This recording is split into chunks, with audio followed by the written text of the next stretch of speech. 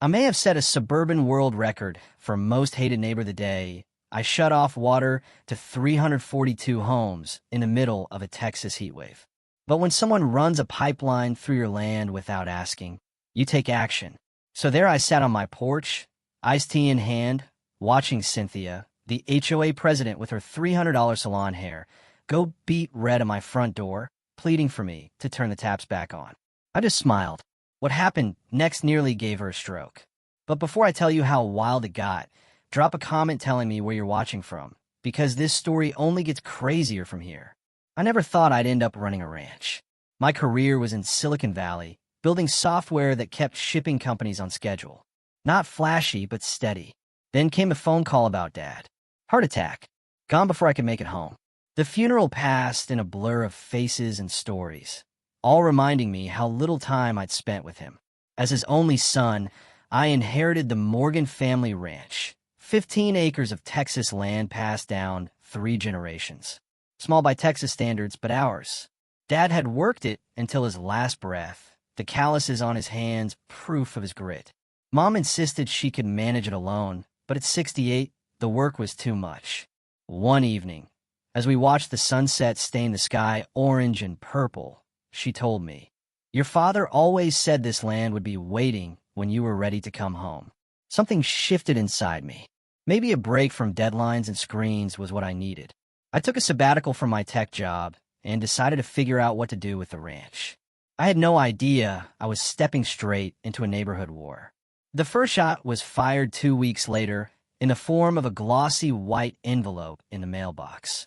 An invitation to a welcome party at the Clear Hollow Ridge Community Center, the upscale development that had sprouted next to our property. Dad had hated them, called their houses big boxes full of complaints. But Mom thought I should try a fresh start. I went. Bad call. The center was sleek, glass walls overlooking their artificial lake. I showed up in jeans and a button-down, already underdressed among cocktail dresses and diamond rings. That's when Cynthia Layton found me.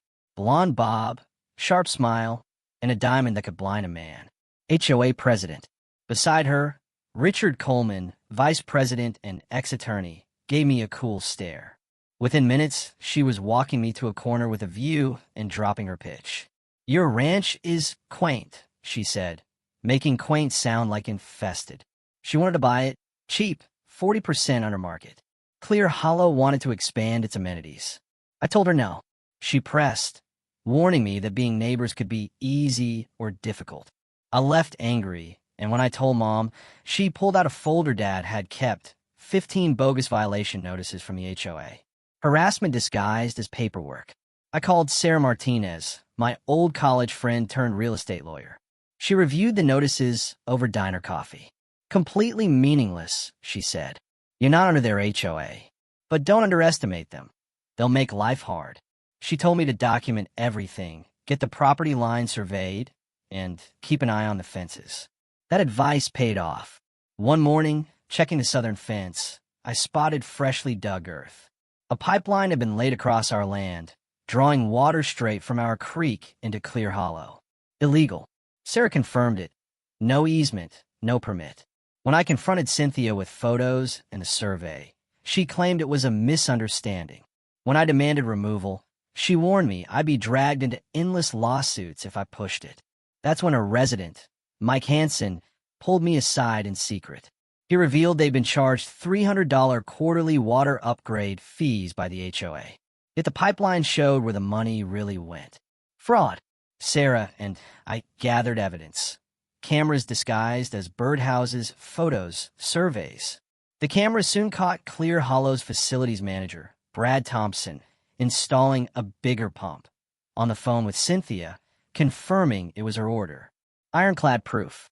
We filed an injunction, but Cynthia retaliated hard. Rumors spread that I was starting a Bitcoin mine or planning to sell to a waste plant developer. A county inspector showed up, harassing us on trumped-up complaints. Then came vandalism. Tractors sabotaged, mailbox smashed, spray paint on our house. Sheriff Miller wouldn't help. Cynthia's HOA had him in their pocket with donations. That's when my sister Jennifer, an investigative journalist, joined the fight. She uncovered forged documents supposedly signed by Dad, granting water rights to Clear Hollow. Fake, but dangerous. She also discovered the county was auctioning off the rights to the spring feeding our creek. If Clear Hollow bought it, they'd own the source. We quietly bought it first under an LLC. Cynthia didn't see it coming. Owning the headwaters meant leverage. With Olivia Parker, a water law attorney, we installed a legal control valve at the spring. We filed permits, notified the county, and gave Clear Hollow 72 hours to remove their illegal pipeline or negotiate fairly. They responded with threats. So, during a 103-degree July week, I hit the switch. Within 48 hours, Clear Hollow's fountains dried, lawns fried, and taps sputtered. Cynthia ran to the media, calling me a water terrorist. At first, people believed her, until Jennifer released video proof of the pipeline, forged documents, and fraud. The narrative flipped. Homeowners turned on their HOA. A crowd marched to our gate, Cynthia with a bullhorn. She shouted, I stayed calm. You've been paying fees for stolen water, I told them, revealing the forgery. Mike Hansen demanded answers, and the crowd fractured. Cynthia lost control. The mayor called an emergency meeting. At City Hall, Cynthia produced the forge agreement. Sarah countered with video evidence and records. Then residents stormed in with a petition demanding transparency. New evidence showed Cynthia had embezzled over $200,000 in HOA funds.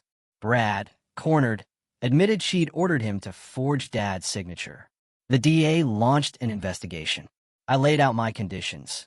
Remove the pipeline, negotiate real access at fair market rates, and issue a public apology. Richard caved. Cynthia lost it, spewing threats before storming out.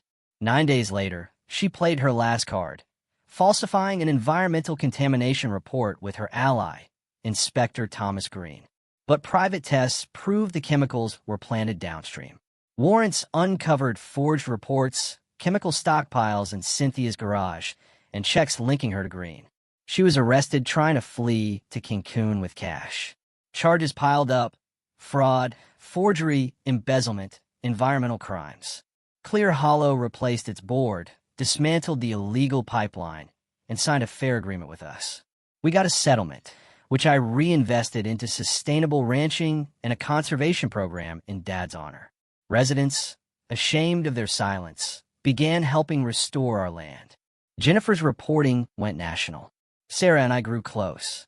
A year later, the Morgan Ranch was thriving, and Clear Hollow had transformed into a model of transparency. One fall evening, I sat by the creek with Mom, Sarah, and neighbors turned friends. We toasted the new Morgan Water Conservation Trail. Sometimes you have to dam the water, I said, to show people its real worth. The real treasure wasn't just the water, it was respect. And though I never asked for this fight, it made me see what mattered. Dad had said the ranch would wait until I was ready. He was right. It took a water war, a corrupt HOA, and a community uprising. But in the end, I came home.